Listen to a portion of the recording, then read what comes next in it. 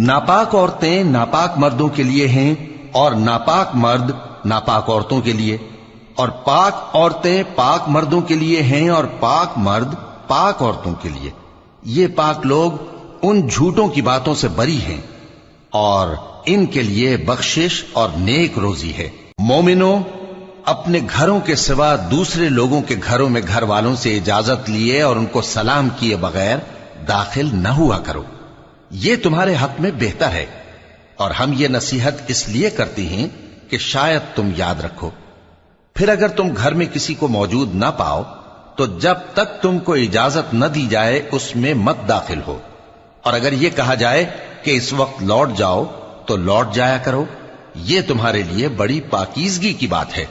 اور جو کام تم کرتے ہو اللہ سب جانتا ہے۔ ہاں، اگر تم کسی ایسے مکان میں جاؤ جس میں کوئی نہ بستا ہو اور اس میں تمہارا